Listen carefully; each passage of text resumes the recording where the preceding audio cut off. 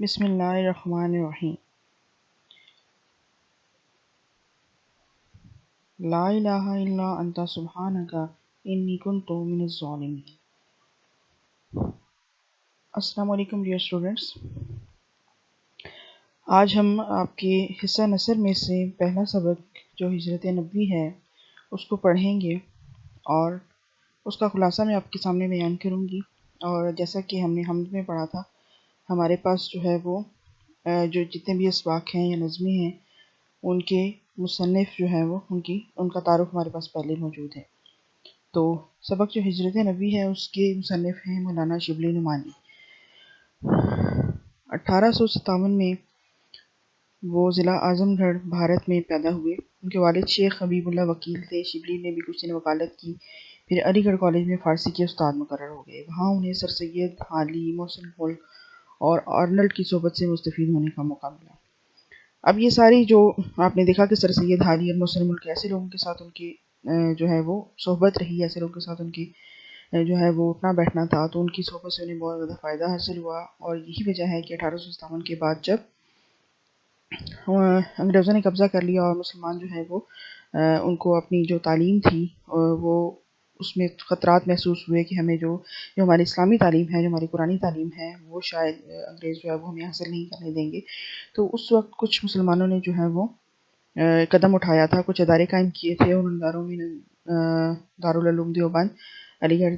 تھا کالج، اور اس کے بعد جو ہے وہ سندھ مدرسۃ الاسلام تحریک علی گڑھ اس میں شامل تھی، اور ندوۃ العلماء لکھنؤ کے نام سے ایک ادارہ عمل میں آیا تھا، اور وہ ادارہ مولانا شبلی نعمانی نے قائم کیا تھا۔ اور اسی طرح وہ اپنی ساری زندگی جو ہے وہ تعلیم، جو اسلامی تعلیم تھی، اس کی ترویج کے لیے جو ہے وہ کوشاں رہے۔ آخری عمر میں بھی انہوں نے اعظم گڑھ میں ایک عظیم ادارہ دارالمصنفین قائم کیا، اور وہ آج بھی جو ہے وہ ادارہ قائم ہے اور اسی طریقے سے کام کر رہا ہے۔ مولانا شبلی نعمانی شاعر بھی تھے، لیکن جو ان کی شہرت ہے وہ ان کی نثر کی وجہ سے ہے، اور ان کا جو شمار ہے اردو کے بڑے نثر نگاروں میں ہوتا ہے۔ نثر کہتے ہیں جس طریقے سے آپ سبق پڑھتے ہیں، مضمون، کہانیاں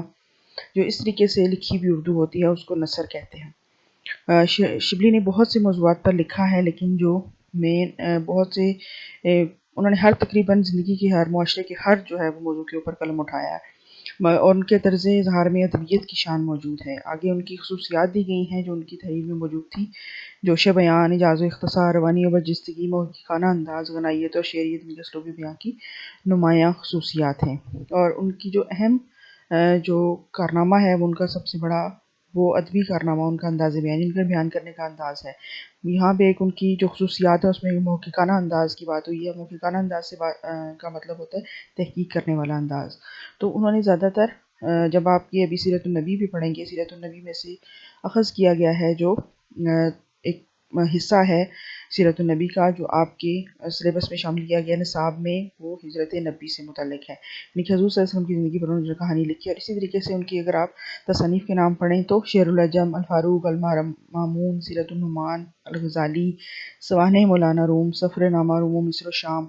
تو یہ ساری جو ہے وہ تاریخ سے متعلق جو ہے ان کی تحریریں ہمیں ملتی ہیں۔ تو ان کا انداز جو ہے وہ تحقیق والا تھا، اور اس انداز میں لکھتے تھے کہ پڑھنے والے کو جو ہے وہ دلچسپی محسوس ہوتی تھی تاریخ میں، تو یہ ان کا ایک خاص انداز تھا لکھنے کا۔ اب جو ہم سبق ہے ہمارا ہجرت نبی، اس کے جو ماخذ ہے وہ سیرت النبی کی کتاب ہے جو مولانا شبلی نعمانی نے لکھی ہے، اور یہ صنف جو ہے، صنف کہتے ہیں قسم کو، تحریر کی قسم جو ہے وہ کیا ہے جو سیرت النبی ہے، وہ ہے سیرت نگاری۔ ویسے تو کسی انسان کی زندگی کے متعلق جو کہانی لکھی جاتی ہے اس کو سوانح کہتے ہیں، لیکن یہ جو ہے وہ سیرت نگاری ہے،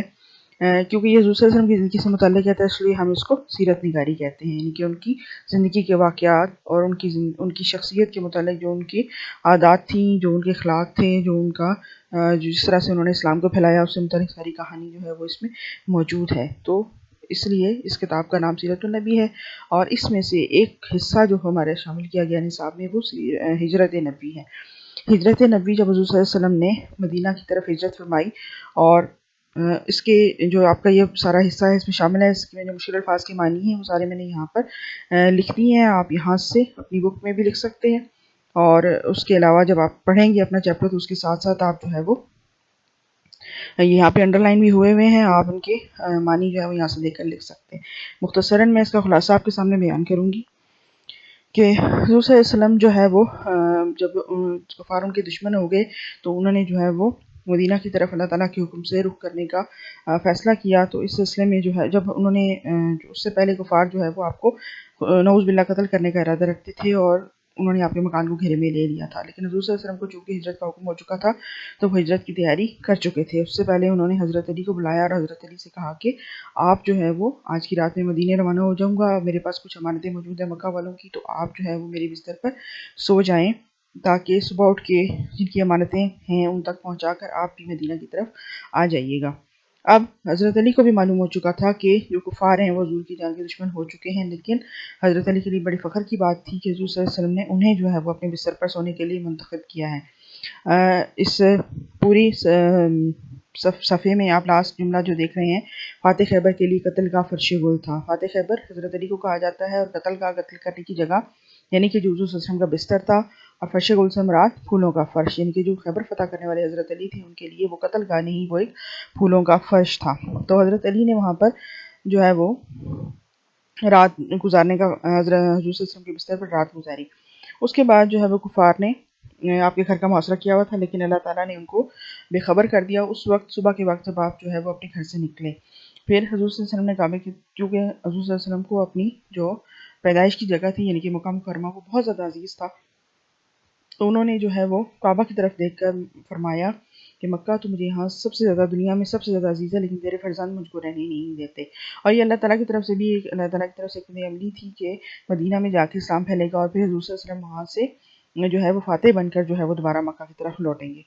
तो हज़रत अबू बकर सिद्दीक़ जो है वो उनसे पहले उनका मुआहदा तय हो चुका था कि वो जो है वो आएँगे और फिर ये लोग जो है वो मदीना की तरफ रवाना हो जाएँगे। फिर वहाँ से वो निकले और फिर जबल सौर है, पहाड़ का नाम है, वहाँ पे गार है जो गार सौर आज भी वहाँ मौजूद है और लोग वहाँ जाते हैं। जब वो हज के लिए उम्रा के लिए जाते हैं तो वहाँ जाते हैं और वहाँ पे नमाज़ अदा करते हैं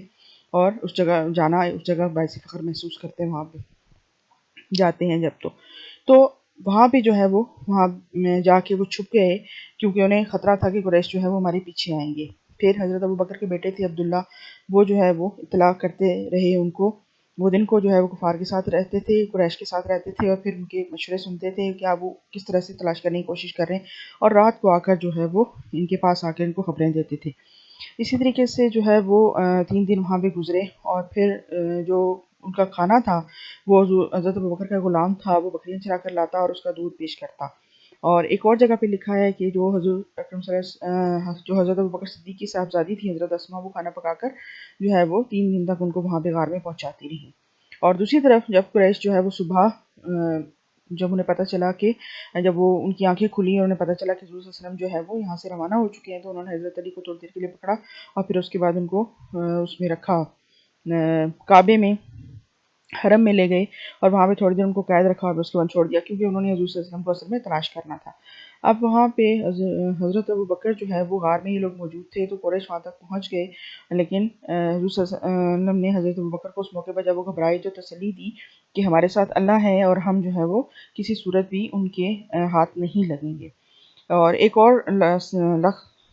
शख्स था सराका बिन जहशम, उसने जो है वो वहाँ पे जब उसने और कुरैश ने सबसे अहम काम ये किया कि उसने इनाम का ऐलान कर दिया और उन्होंने कहा कि जो उनको गिरफ्तार करके लाएगा उनको एक खून बहा के बराबर यानी कि 100 ऊँट इनाम दिए जाएंगे। यानी कि उस वक्त एक खून बहा जो था, खून का बदला जो दिया जाता था वो 100 ऊँट था। तो उन्होंने कहा कि हम जो है वो 100 ऊँट देंगे उस शख्स को जो गिरफ्तार करके लाएगा हुज़ूर अकरम सल्लल्लाहु अलैहि वसल्लम और हज़रत अबू बकर सिद्दीक़ को। इससे आगे जो है वो मैं आपको अपने नेक्स्ट लेक्चर में गाइड करूँगी। अपने नेक्स्ट लेक्चर में थोड़ा सा इसका खुलासा रह गया है, वो मैं आपको अपने नेक्स्ट लेक्चर में